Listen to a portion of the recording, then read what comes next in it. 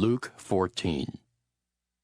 One Sabbath, when Jesus went to eat in the house of a prominent Pharisee, he was being carefully watched.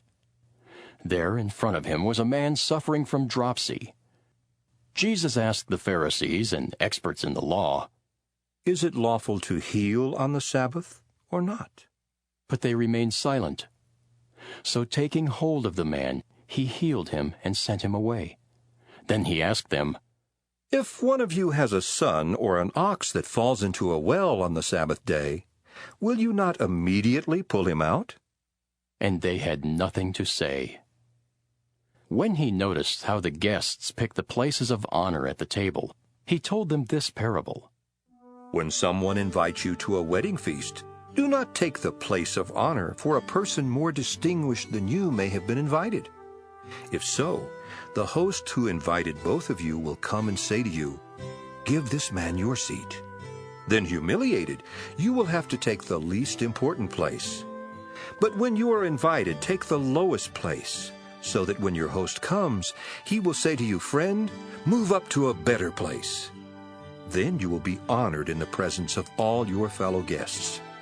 For everyone who exalts himself will be humbled, and he who humbles himself will be exalted."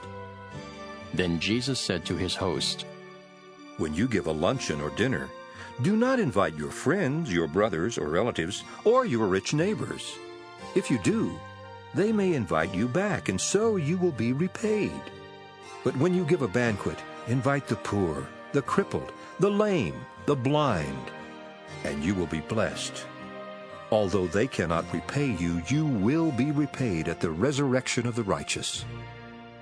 When one of those at the table with him heard this, he said to Jesus, "Blessed is the man who will eat at the feast in the kingdom of God." Jesus replied, "A certain man was preparing a great banquet and invited many guests. At the time of the banquet he sent his servant to tell those who had been invited, 'Come, for everything is now ready.' But they all alike began to make excuses. The first said, 'I have just bought a field, and I must go and see it. Please excuse me.' Another said, 'I have just bought 5 yoke of oxen, and I'm on my way to try them out. Please excuse me.' Still another said, 'I just got married, so I can't come.' The servant came back and reported this to his master.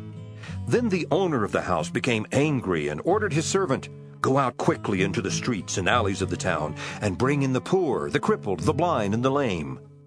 'Sir,' the servant said, 'what you ordered has been done, but there is still room.' Then the master told his servant, 'Go out to the roads and country lanes and make them come in, so that my house will be full. I tell you, not one of those men who were invited will get a taste of my banquet.'" Large crowds were traveling with Jesus, and turning to them he said, "If anyone comes to me and does not hate his father and mother, his wife and children, his brothers and sisters, yes, even his own life, he cannot be my disciple. And anyone who does not carry his cross and follow me cannot be my disciple. Suppose one of you wants to build a tower. Will he not first sit down and estimate the cost to see if he has enough money to complete it? For if he lays the foundation and is not able to finish it, everyone who sees it will ridicule him, saying, 'This fellow began to build and was not able to finish.' Or suppose a king is about to go to war against another king. Will he not first sit down and consider whether he is able with 10,000 men to oppose the one coming against him with 20,000? If he is not able, he will send a delegation while the other is still a long way off, and will ask for terms of peace. In the same way, any of you who does not give up everything he has cannot be my disciple. Salt is good, but if it loses its saltiness, how can it be made salty again? It is fit neither for the soil nor for the manure pile. It is thrown out. He who has ears to hear, let him hear."